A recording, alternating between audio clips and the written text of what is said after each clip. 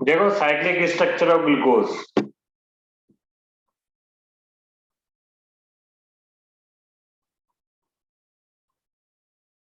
देखो पिछली क्लास में हमने पढ़ा था कि ग्लूकोज है ना, वो ज्यादातर जो है एल्डिहाइड के ज्यादातर रिएक्शंस देता है, क्योंकि ग्लूकोज में एल्डिहाइडिक ग्रुप होता है ना। तो जैसे पिछली क्लास में भी लिखा था हमने, although glucose gives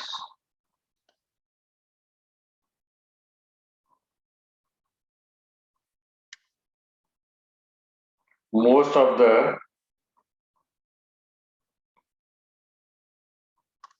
although glucose gives most of the reactions,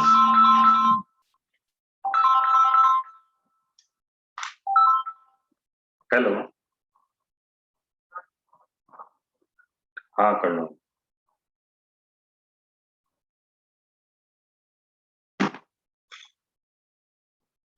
Although glucose gives most of the reactions of aldehyde group, glucose ज्यादातर एल्डिहाइड ग्रुप के जो रिएक्शंस होता है वो देता है। जैसे कौन कौन से रिएक्शंस देता है हमने पिछले क्लास में पढ़ा था। एक तो वो NH2OH हाइड्रोक्सिलामीन के साथ रिएक्ट करके ऑक्सीजन बनाता है, HCN के साथ रिएक्ट करके साइनोहाइड्रिन बनाता है, लेकिन और जो दूसरे रिएक्शंस होते हैं एल्डिहाइड की वो नहीं दे पाता है। But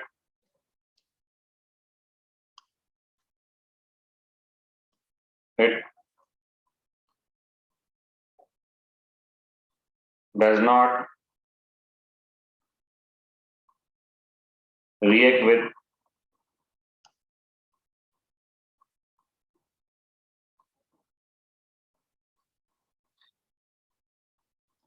sodium bisulfite, but it does not react with sodium bisulfite, comma ammonia and RNH2।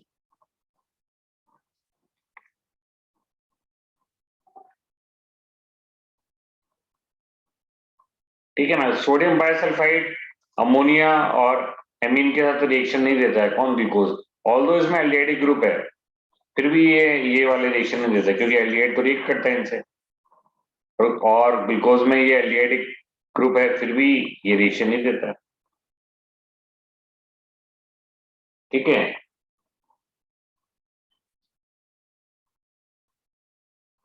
ठीक है। तो इसका क्या रीजन है, इसका रीजन है, लिख लिया क्या।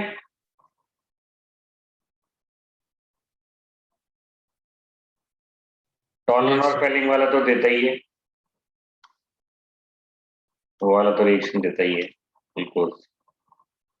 तो ये सारे रिएक्शंस एल्डिहाइड के हैं, लेकिन ग्लूकोज एल्डिहाइड की कुछ रिएक्शन देता है, कुछ रिएक्शन नहीं देता है। ठीक है, अब उसका रीजन क्या है, उसका रीजन ये है कि रीजन क्या है, रीजन ये है कि टॉलन ने क्या कहा था, टॉलन ने क्या कहा था, सजेस्टेड दैट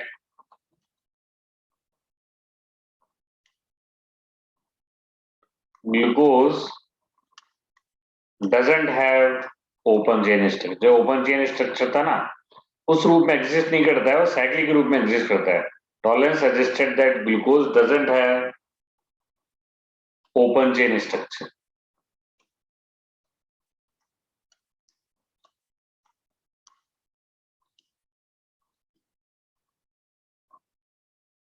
ठीक है, इट हैज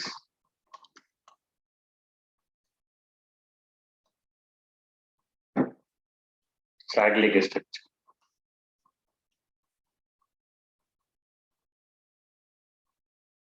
इसका साइक्लिक स्ट्रक्चर होता है। ठीक है, ये जो NH2OH है, HCN है, एंटोलन है, एनफेलिन है, ये क्या होते हैं? ये स्ट्रॉन्ग रिएजेंट्स होते हैं। और है ना, तो टॉलन ने क्या कहा था कि ओपन चेन स्ट्रक्चर नहीं होता ग्लूकोज का, एक्चुअली में साइक्लिक स्ट्रक्चर होता है। वो जो ओपन चेन स्ट्रक्चर दिखा ना, वैसा नहीं होता है एक्चुअली में, वो साइक्लिक बना लेता है ओपन से। और ये जो होते हैं NH2OH, HCN, टॉलन और फेलिन, ये strong enough, they are strong enough, ये स्ट्रॉन्ग होते हैं थोड़े। So they break ring structure, उसका जो रिंग स्ट्रक्चर है उसको ब्रेक कर देते हैं टू रीजनरेट। मतलब रिंग को ब्रेक करके ओपन में कन्वर्ट कर देते हैं, ओपन जैसे ही कन्वर्ट होगा वो एल्डिहाइड ग्रुप रीजनरेट हो जाएगा। So the break ring structure to regenerate aldehyde group.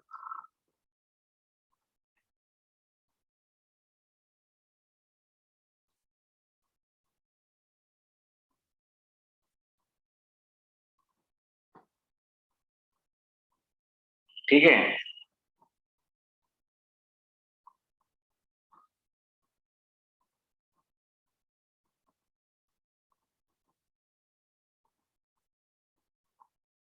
जबकि और जो दूसरे होते हैं, ये तो लिख लिया, NH2OH, HCN, टॉलन और Fehling are strong enough so they can break ring structure and to regenerate aldehyde group.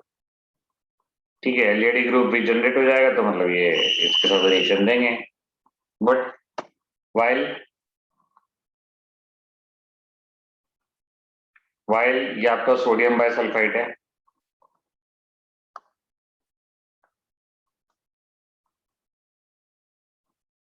Sodium bisulphide ammonia है एंड शिफ्ट रिएजेंट है।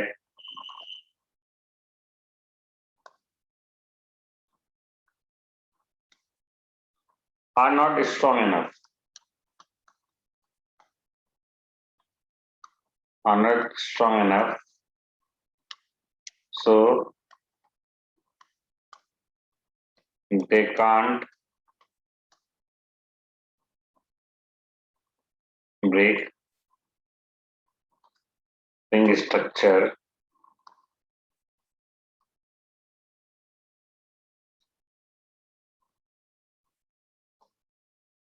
to regenerate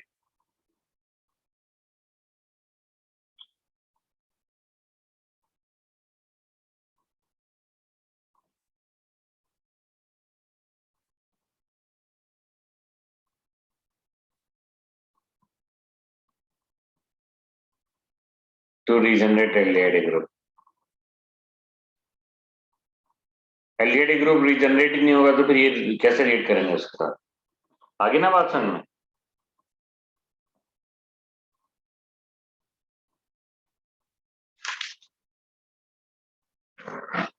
आया नहीं आया?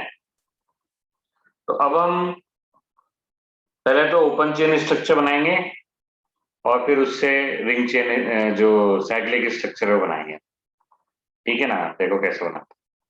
ये तो आपको समझ में आ गया कि केवल जो आपका HCN है, साइनोहाइड्रिन है, या टॉलन और फेलिन है, केवल यही ग्लूकोज के साथ रिएक्शन क्यों देते हैं, जबकि बाइसल्फाइड है और अमोनिया है और शिफ्ट रिएजेंट ये सारे है ना, RNS2 है, शिफ्ट रिएजेंट क्या है, RNS2, ये सारे क्यों नहीं दे पाते? क्योंकि इतने स्ट्रांग नहीं होते कि ग्लूकोज का जो रिंग स्ट्रक्चर ब्रेक करके ओपन स्ट्रक्चर बना लें और एलडीडी ग्रुप को रीजनरेट करें। ठीक है, अब हम क्या करेंगे नेक्स्ट पेज पे, हम ओपन चेन स्ट्रक्चर बनाएंगे फिर उससे साइक्लिक स्ट्रक्चर बनाएंगे। ठीक है, तो देखो पहले तो मैं ओपन चेन स्ट्रक्चर बनाता हूँ जो मैंने पहले भी बनाया था आपके लिए।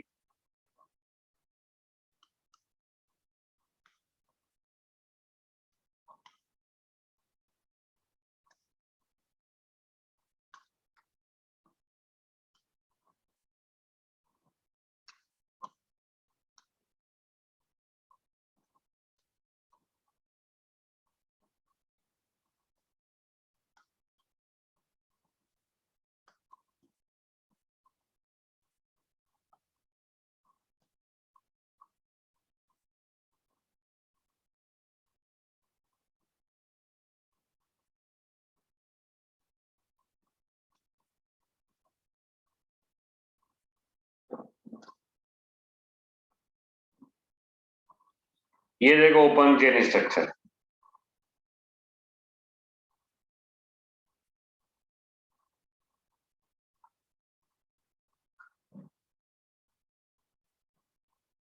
One two three four five.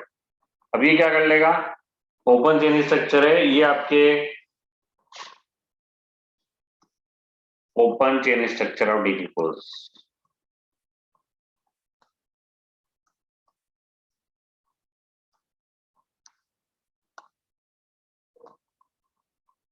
अब ओपन चेन क्लोज चेन में कन्वर्ट होगा, तो ये बनता है ओपन चेन जो क्लोज चेन है कैसे कन्वर्ट होगा ये जो फिफ्थ वाला एल्कोहलिक ग्रुप है, ये जो फर्स्ट वाला एल्डिहाइड ग्रुप है, इसके साथ ये हेमिएस्टल बना लेता है। क्या बना लेगा, हेमिएस्टल। पहले पढ़ा था अपन ने हेमिएस्टल, एल्कोहलिक ग्रुप और जो एल्डिहाइड ग्रुप है आपस में मिलकर हेमिएस्टल बनाता है। हेमिएस्टल में क्या होता है, कार्बन के ऊपर OH होता है और OR होता है। तो देखो हेमिएस्टल बना के दिखाता हूँ और उसी से आपको पता लग जाएगा कि भाई, अब इसमें हेमिएस्टल दो तरीके से बना सकता है। कार्बन पे क्या है, OH ग्रुप आएगा और OR ग्रुप आएगा, तो OH ग्रुप अंदर भी हो सकता है, OH ग्रुप बाहर भी हो सकता है। ये देखो ये इसने इसके साथ रीड करके हेमिस्टल बनाया है, और हेमिस्टल में क्या होता है, कार्बन पे OH होता है, कार्बन पे OR होता है। देखो ये रहा कार्बन पे OH।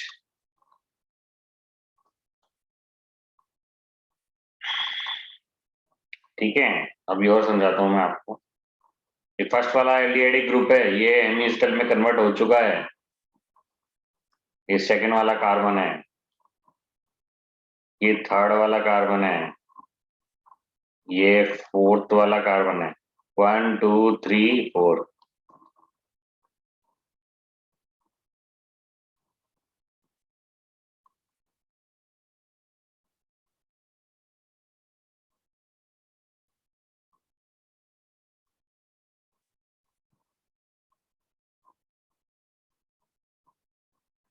ये फिफ्थ वाला कार्बन है।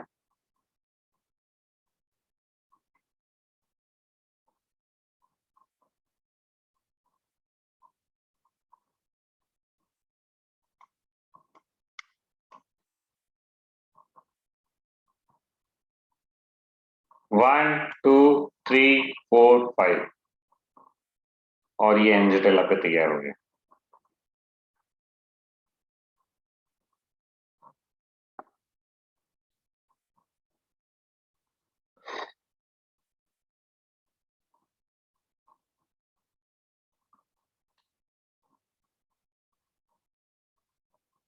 One two three four five और ये सिक्स,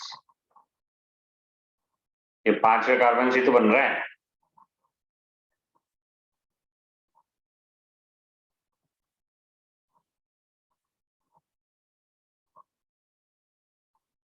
ये जो बना ये अल्फा डी ग्लूकोज है।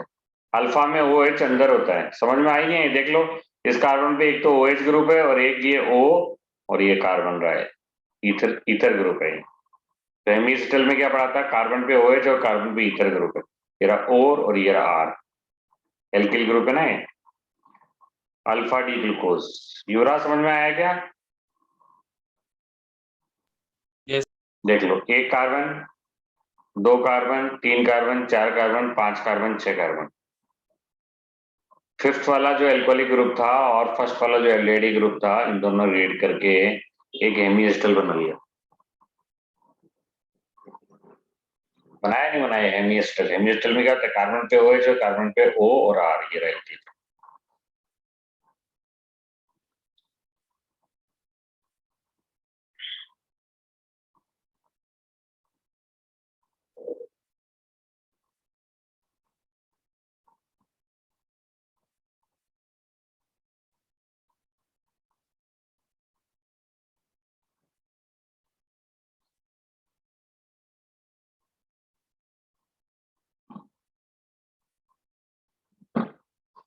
ठीक है, तो ये अल्फा हो गया।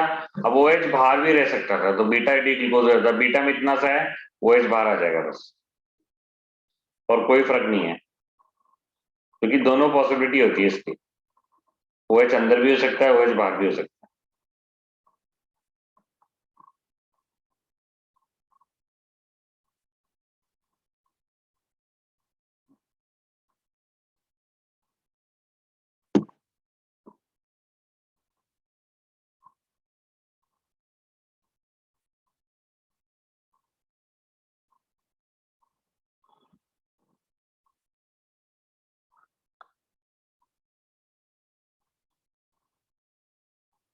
ये देख लो OH बाहर हो गया।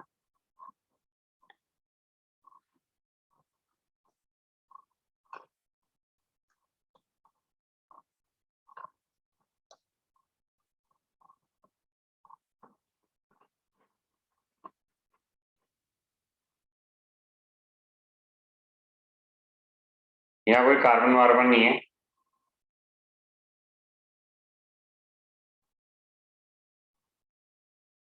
क्योंकि कार्बन तो कितने हैं आपके, सही तो है, 1 2 3 4 5 और ये 6।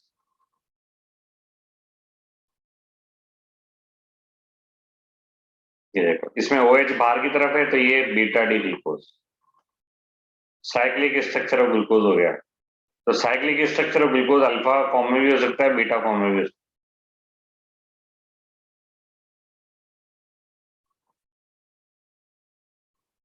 है। ये अल्फा डी ग्लूकोज और बीटा डी ग्लूकोज आपस में एनोमर्स हैं। Alpha D glucose and beta D glucose are anomers, मतलब ये एक कार्बन पे OH की कन्फिग्रेशन के कारण डिफर कर रहे हैं आपस में। ठीक है ना, तो मैं ये लिख लिया, पहले बना लिए क्या, बना लो।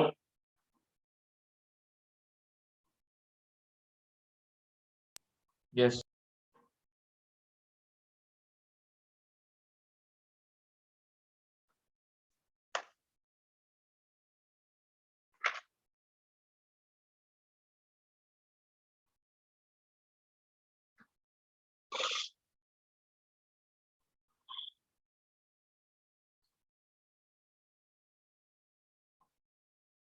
ठीक है,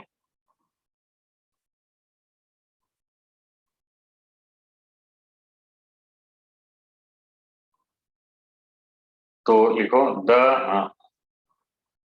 alpha D glucose and beta D glucose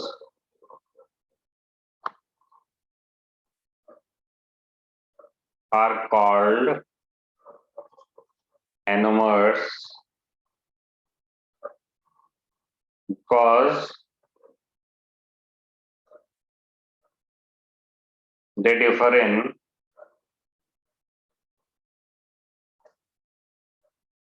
configuration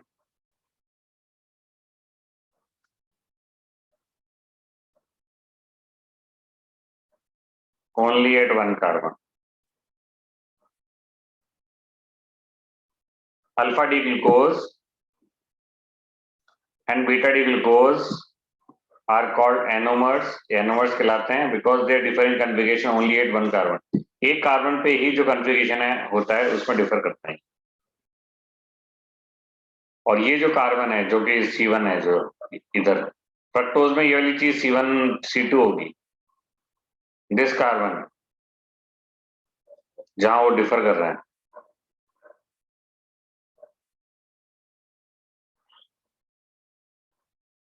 this carbon C1 in case of glucose.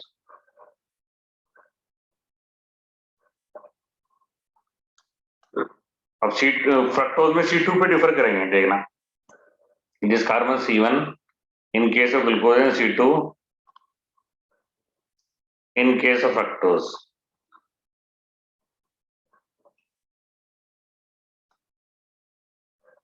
Are called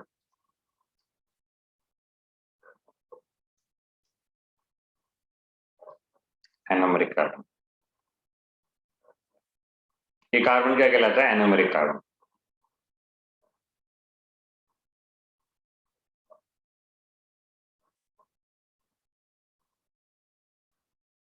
ठीक है, यस। ठीक। तो ओपन चेन स्ट्रक्चर को हमने साइक्लिक स्ट्रक्चर में कन्वर्ट किया और बहुत इजीली कन्वर्ट किया हेमी एसिटल बना के। ठीक है ना, तो यूं लिख सकते हैं Hemy acetal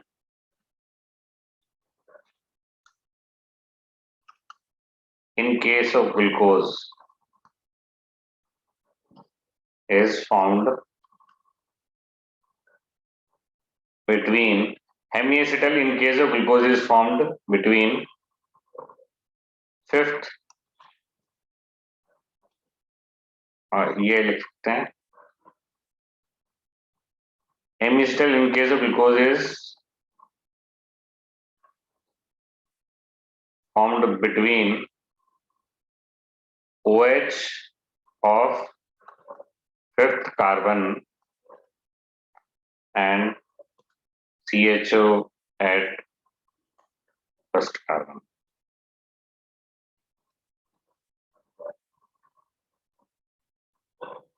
Hemiacetal in case of glucose is formed between OH of fifth carbon and CHO at first carbon. सही है?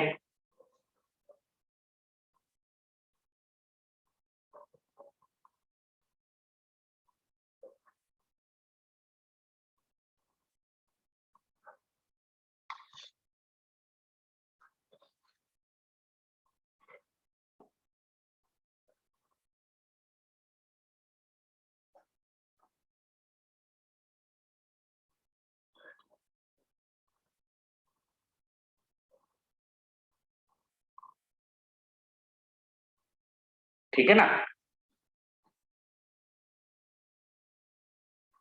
ठीक है.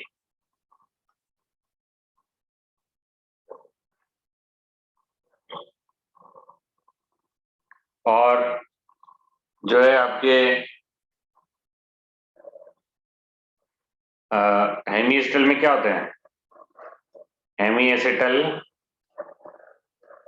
हैज ए कार्बन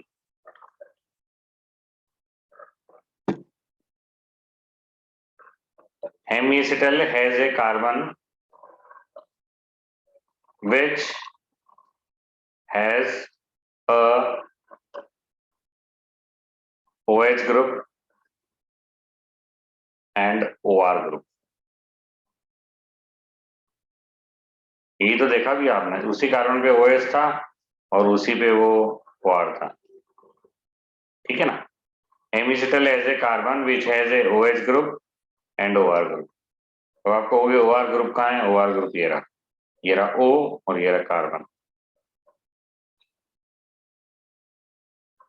और कार्बन अगर यहाँ भी नहीं दिखे तो आपको ये रहा. तो एक मिनट, 1 2 3 4 5 और 6, ये कोई कार्बन नहीं है, सॉरी, ये कार्बन नहीं है. और ये रहा कार्बन, ये रहा. ये कार्बन नहीं है, इसको इस तरीके से बनाना. कार्बन नहीं है ये, कार्बन तो ये रहा O है ना, ईथर ग्रुप.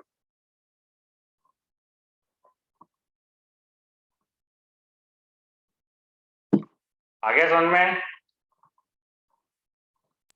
Yes. ठीक है.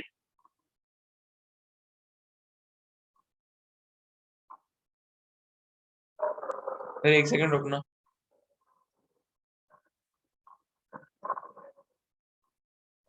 Yes. ठीक है. अब ये तो साइक्लिक स्ट्रक्चर ऑफ ग्लूकोज है, नो डाउट साइक्लिक स्ट्रक्चर है, लेकिन एक साइंटिस्ट था हैवर्थ, उसने कहा था कि साइक्लिक स्ट्रक्चर को एक और आसान तरीके से आप लिख सकते हैं. हैवर्थ साइक्लिक स्ट्रक्चर ऑफ ग्लूकोज. हैवर्थ ने क्या कहा था कि इस साइक्लिक स्ट्रक्चर को और ज्यादा आसान तरीके से लिख सकते हैं या और ज्यादा अच्छे तरीके से लिख सकते हैं, उसको बोलते हैं हैवर्थ साइक्लिक स्ट्रक्चर ऑफ ग्लूकोज. ठीक है ना? तो उसने कहा था कि एक हेट्रोसाइक्लिक कंपाउंड होता है, उसको बोलते हैं पायरेन. उसको देख के बना सकते हैं. इसको पायरेन कैसे होती है मैं बताता हूँ. पायरेन कैसे होती है, ये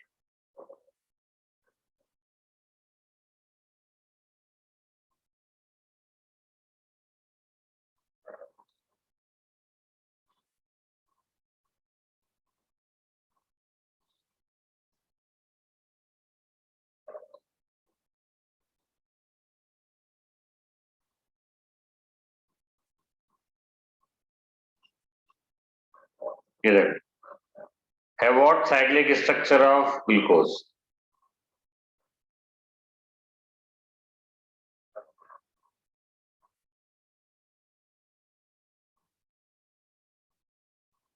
ये है।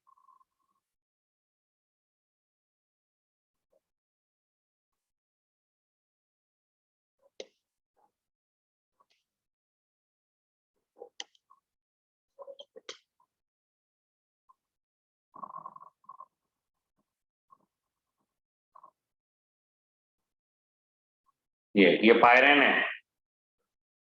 इसको इसमें कितने कार्बन है देखो, 1 2 3 4 5, 5 तो कार्बन है, मतलब रिंग में तो 5 कार्बन है।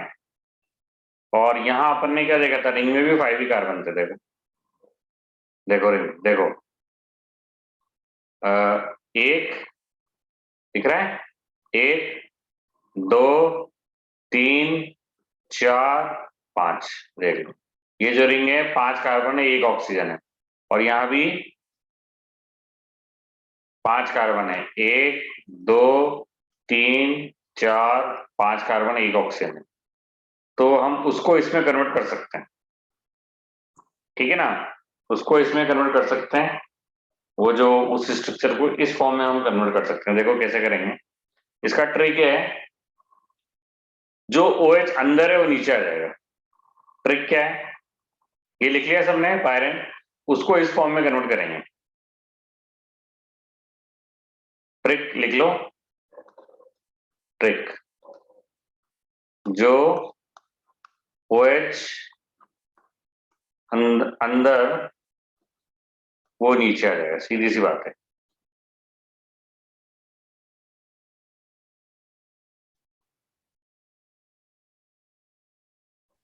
रिएक्शन बैक कर।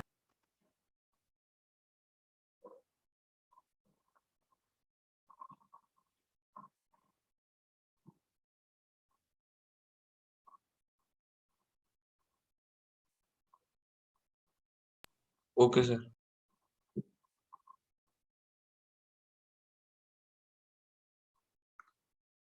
ट्रिक, जो OH अंदर है वो नीचे आ जाएगा। तो ये आपका पहला है, ये दूसरा है, ये तीसरा है, ये चौथा है, ये पांचवा कार्बन, ठीक है। वहां आपके पहले कार्बन पे क्या लगा हुआ था, देखो पहले पिक्चर में देखो जो बनाया था आपने, पहले कार्बन पे अल्फा वाला बना रहा हूं मैं अभी, ये अल्फा डी ग्लूकोज बना रहा हूं। अल्फा में OH क्या था, अंदर था ना पहले नंबर पे, तो जो OH अंदर है वो नीचे आ जाएगा, ये लिख लिया पहले पे, जो OH था अंदर उसको नीचे। दूसरे वाले में भी क्या हो गया, OH अंदर है तो हमने नीचे लगा दिया, आ रहा था उनमें। तीसरे वाले में OH बाहर की तरफ है तो हमने ऊपर लगा दिया। फोर्थ वाले में OH अंदर की तरफ है तो नीचे लगा दिया। फिफ्थ वाले में क्या हुआ देखो,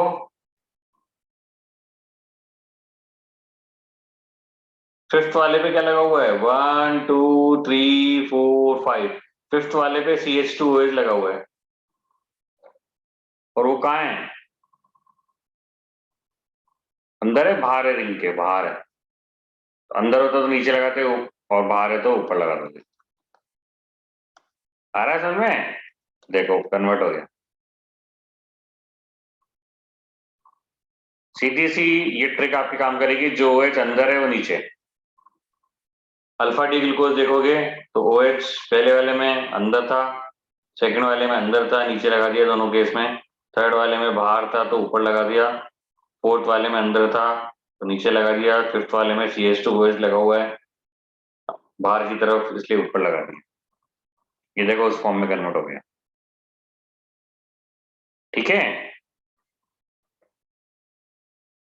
अब वही बीटा डी ग्लूकोज हम बनाएंगे।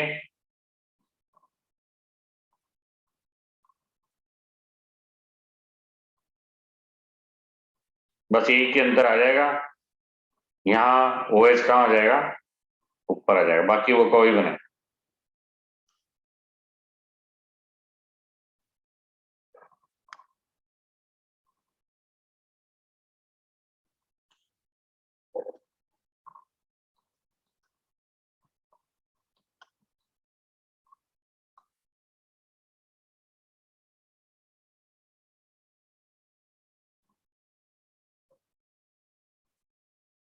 आया नहीं है,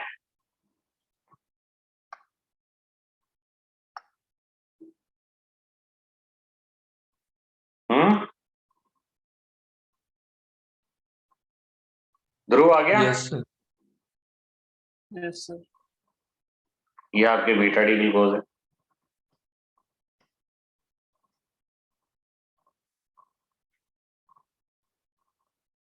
तो ये हैवॉर्थ स्ट्रक्चर ऑफ ग्लूकोज हो गया।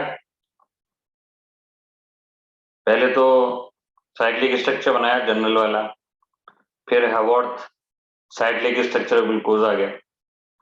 उसने हैवॉर्थ ने क्या किया था, एक पायरन नाम की एक हेट्रोसाइक्लिक कंपाउंड था, उसको देख के उस हिसाब से बनाया उसने।